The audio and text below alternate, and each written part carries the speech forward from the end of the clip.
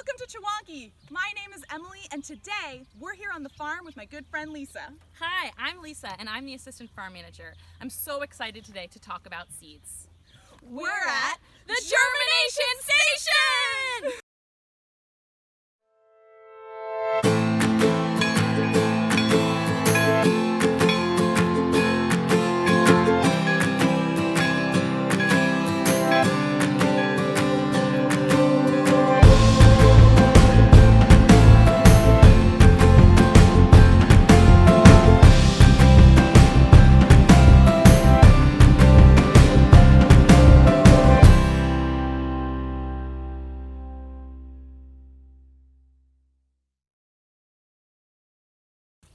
Hi, Lisa. Hi, Emily. It's so nice to see you today.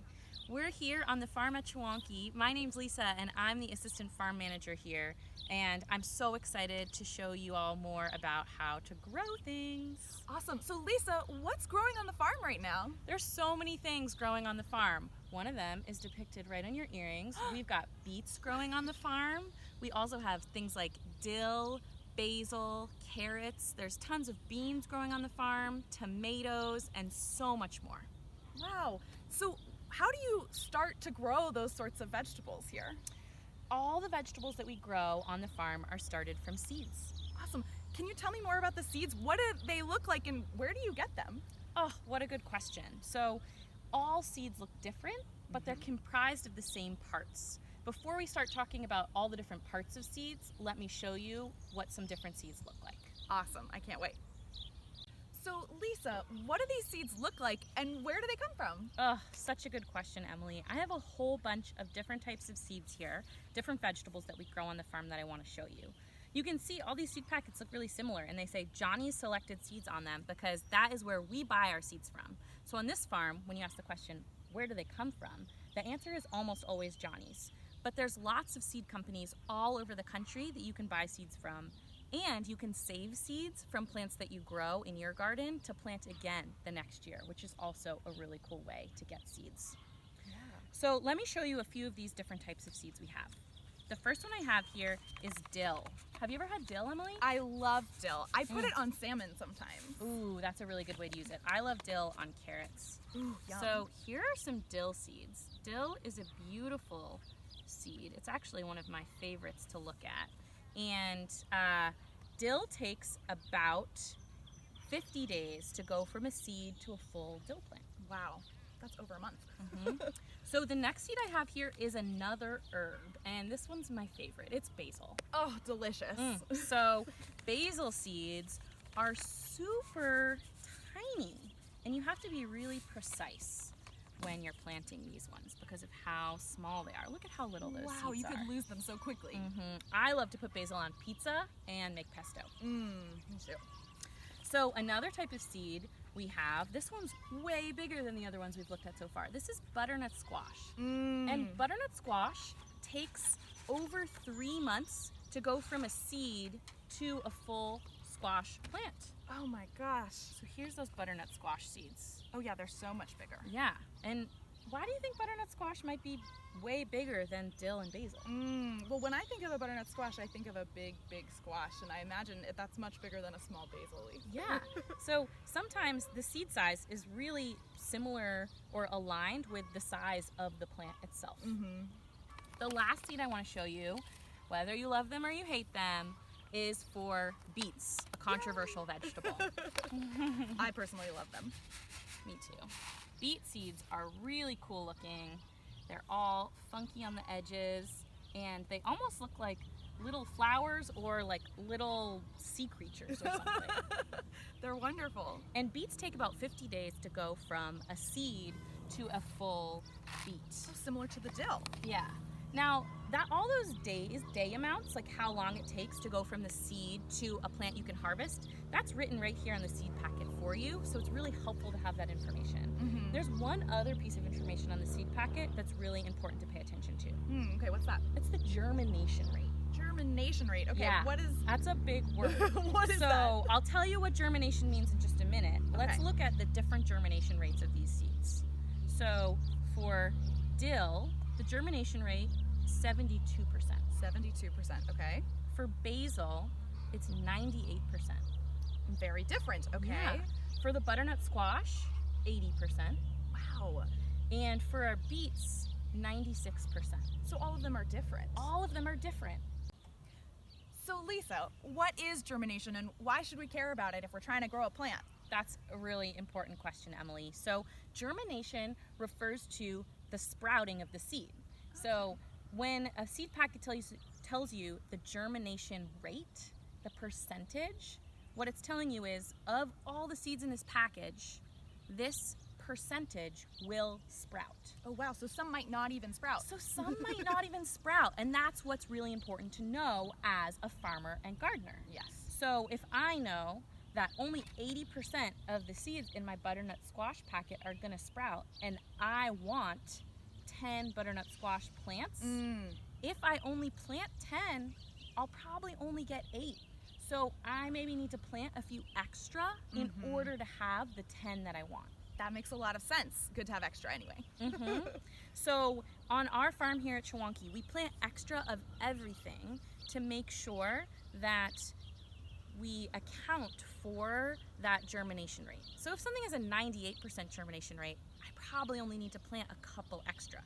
But if like dill, it has a 72% germination rate, I need to plant a lot more so to make up for that 28% that are not going to germinate.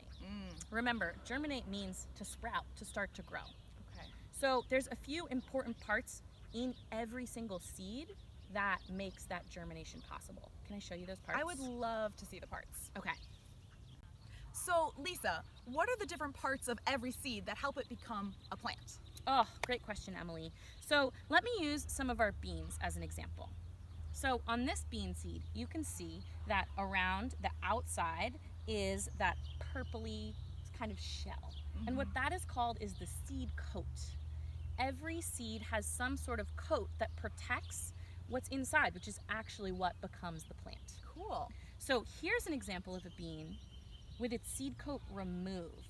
And that's just kind of cool to see everything that's inside there. The seed coat is really thin. Yeah. And really most of it is the fuel and the sprout of the plant. Wow. So let's take a closer look at that inside. When you open up a bean seed, you're going to see the embryo and the endosperm. The embryo and the endosperm, which is which? Yeah. So the embryo is all of this solid white material in there, and that's the fuel for the plant to grow because it needs to grow leaves coming up out of the soil and roots going down in the ground. It needs energy for that. It's hard to believe all of this is going to become a plant. I know. So this little part right here is the endosperm, and that's what actually becomes the plant coming up and the roots going down. Wow. I wouldn't know that. That's really cool. Thanks for showing me that. Definitely. Now, you might be wondering, Lisa, what's that other pile of seeds sitting there on the table? You haven't talked about them at all yet. I was wondering. Yeah. So these are beans. They're a variety called King of the Early dry bean. King of the Early, what a cool name. Yeah. Do you know the difference between a dry bean and a green bean? Well, I know I like to eat green beans and they're kind of still in the bean casing. Yes, they're still in the pod. So something like a green bean or green beans can be, they don't all have to be green. Some of them are purple, some of them are yellow. Those you eat fresh when they're still juicy. Dry beans, you let dry out in the pod on the plant, and then you shuck them out of their pods, and these last for a really long time. So you have to eat green beans when they're fresh. Yeah. But dry beans you can keep in a jar in your pantry for months and months. So it's a great way to have food from your garden long after the harvest is over. That's so nice. So this variety, King of the Early, is what we grow here on the farm at Chewonki.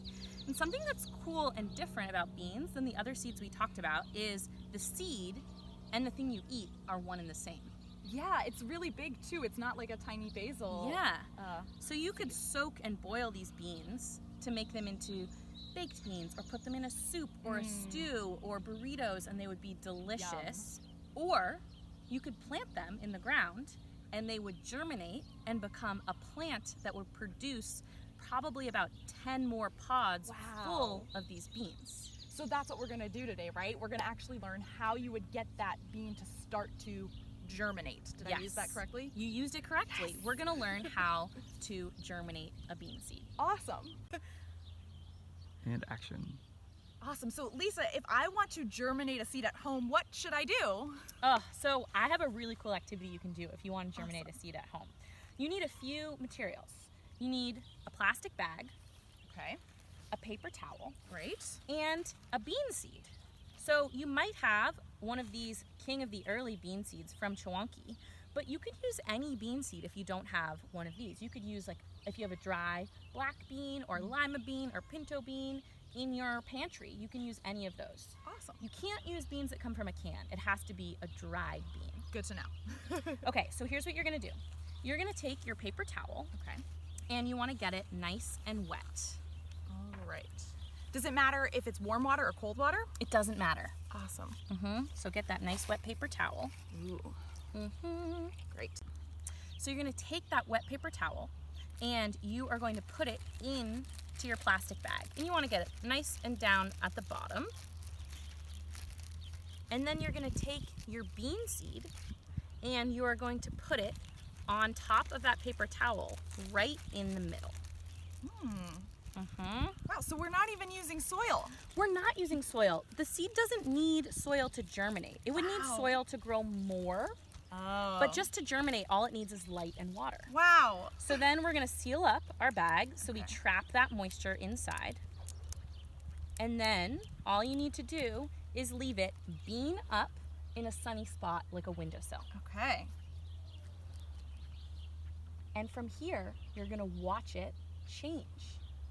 And it's gonna take a couple of days to maybe notice any difference, because first the seed has to soak up that water and soften that seed coat Yeah. before those parts on the inside, do you remember what they were called? The embryo and the endosperm. Yes, before then they are able to start taking in that moisture and germinate. Wow. Once you've started your seed germinating, please watch it and share with us what you see. Take notes every day as you watch it change. Maybe a photograph, maybe a drawing, and send them to us because we'd love to see how your bean has changed over time. And once your bean has germinated and you've done some awesome recording and picture taking, there's two things that you could do with it if you want. You could take that seed out of your plastic bag and do a dissection and Cool. see how the bean looks different now than it did when it was still dry and hadn't yet germinated. Or you could take that little germinated bean and plant it in some soil and watch it grow. Oh, so awesome. So whatever you choose to do, we hope you enjoy germinating your bean and sharing with us what it is that you discover. Thank you so much, Lisa. This was really entertaining and fun and informative. We will look forward to connecting with you again, and thank you so much for watching. Thanks, everyone.